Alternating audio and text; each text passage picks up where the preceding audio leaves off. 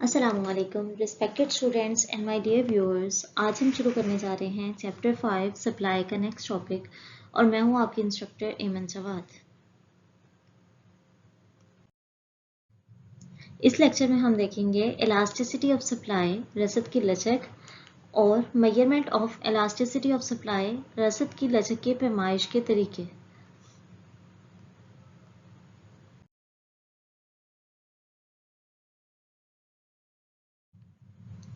Elasticity of supply होती क्या है, आइए इसे देखते हैं।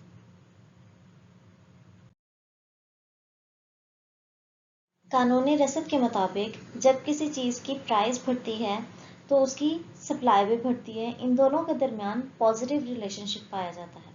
अगर प्राइस कम होगी तो सप्लाई भी कम हो जाएगी, लेकिन कीमत में कमी पेशी से रसद में कितना इजाफा हुआ, ये कितनी कमी हुई, इसका अंदाज़ा लगाना मुश्किल काम है, क्योंकि बाज़ औक़ात ऐसा होता है कि कीमत में मामूली सी तब्दीली होती है और सप्लाई में या तो ज़्यादा तब्दीली हो जाती है या कम हो जाती है या मामूली सा फ़र्क पड़ता है। रसद में ये कमी पेशी शय की एक ख़ास सिफ्त की वजह से पैदा होती है, जिसे हम इलास्टिसिटी ऑफ सप्लाई कहते हैं, यानी रसद की लचक का नाम देते हैं। लिहाजा कीमत में तब्दीली के बायस रसद में होने वाली तब्दीली के असर को रसद की लचक कहा जाता है। इसकी डेफिनेशन देखते हैं। बस रसद की लचक किसी शय की कीमत में तब्दीली के बायस इसकी रसद में पैदा होने वाले रद्द अमल की शरह या नस्बत को जाहिर करती है।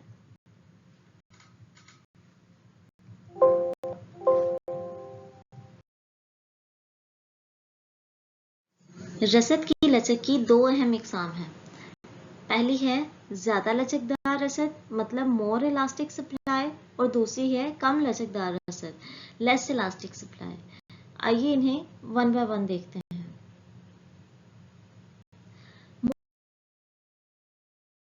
मोर इलास्टिक सप्लाई यानी ज़्यादा लचकदार रसद किसे कहते हैं? जब किसी चीज़ की कीमत में तब्दीली उसकी रसद में नुमाया या बड़ी तब्दीली वाक़या हो जाए तो ये ज़्यादा लचकदार है। मसलन तमाम पायदार अशिया, मसलन फर्नीचर, टीवी, वीडियो, घड़ियाँ, ये सब की कीमतों में मामूली सी तब्दीली से इन अशिया की सप्लाई में कई गुना तब्दीली वाक़या हो जाती है। इसे मोर इलास्टिक सप्लाई कहते हैं। मोर इलास्टिक, जैसा कि मैंने आपको पहले बताया था, जिसे छोड़ना आसान हो वो मोर इलास्टिक होगा और जिसे छोड़ना मुश्किल हो वो लेस इलास्टिक होगा। अब देखते हैं लेस इलास्टिक सप्लाई।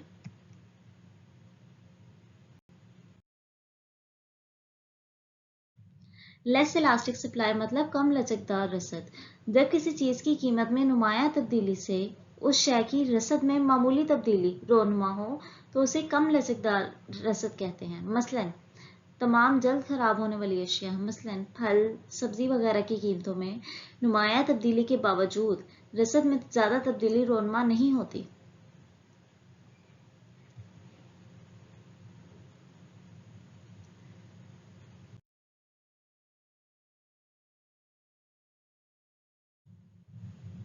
अब हम देखते हैं रसद की लचक की पैमाइश, measurement of elasticity of supply.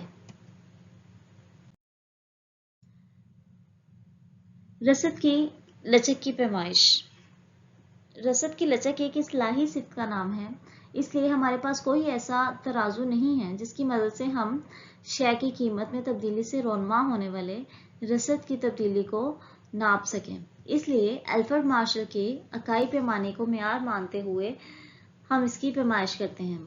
मतलब इक्वल टू यूनिटी, रसद की लचक इकाई के बराबर, रसद की लचक इकाई से कम और रसद की लचक इकाई से ज्यादा।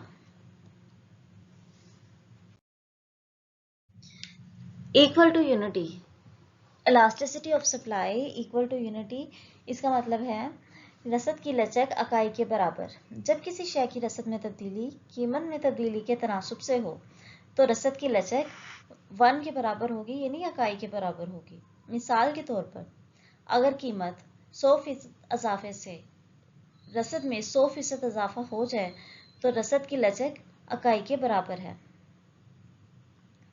इसी तरह रसद की लचक का क्या फॉर्मूला है? शय की रसद में फीसद तब्दीली बटा शय की कीमत में फीसद तब्दीली। इसको हम इस तरह भी लिख सकते हैं delta Q over delta P multiply by P over Q. अब जैसा कि आप टेबल में देख सकते हैं, पी हमारे पास क्या है, प्राइस हमारे पास क्या है 5 और क्यू हमारे पास क्या है 50।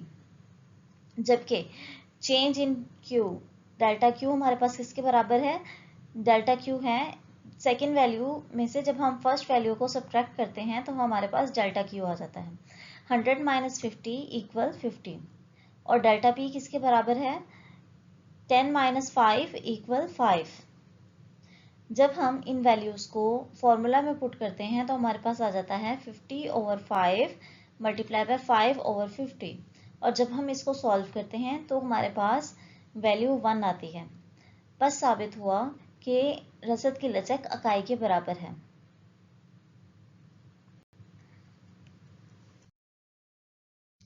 अब देखते हैं मोर देन यूनिटी, रसद की लचक इकाई से ज्यादा, elasticity of supply greater than 1। जब किसी शय की रसद में तब्दीली कीमत में तब्दीली के तनासुब से ज्यादा हो तो रसद की लचक इकाई से ज्यादा होगी। यानी अगर कीमत कौन सी है वो 100% इजाफे से रसद में 200% इजाफा हो जाए तो सप्लाई इकाई से ज्यादा है।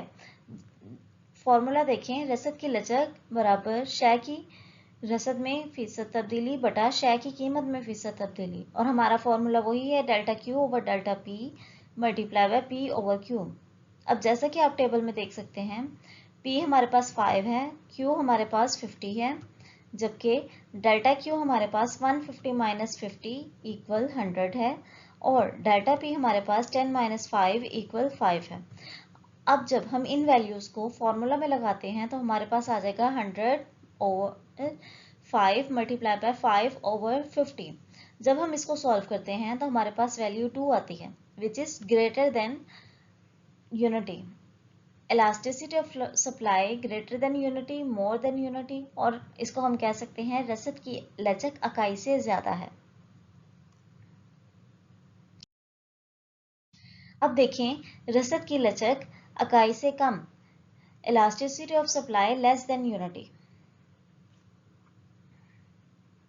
अब जैसा कि आप देख सकते हैं, जब शय की रसद में तब्दीली कीमत में तब्दीली की शरह से कम हो तो रसद की लचक इकाई से कम होगी। यानी अगर 100 कीमत में 100% कमी पेशी से रसद में 50% कम या ज्यादा हो रही है, इसे रसद की लचक इकाई से कम कहेंगे।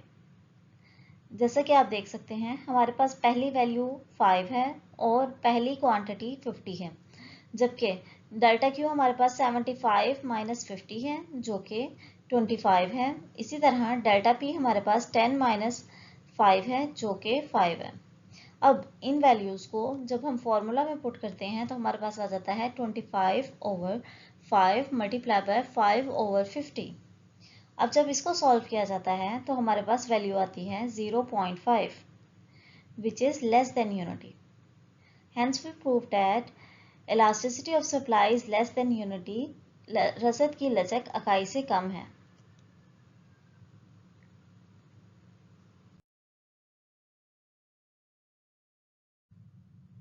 अगर आपको ये वीडियो अच्छी लगे तो वीडियो को लाइक कर दें, चैनल को सब्सक्राइब कर दें और बेल आइकन पे क्लिक कर दें ताकि हर नई आने वाली वीडियो का नोटिफिकेशन आपको मिलता रहे। Thank you.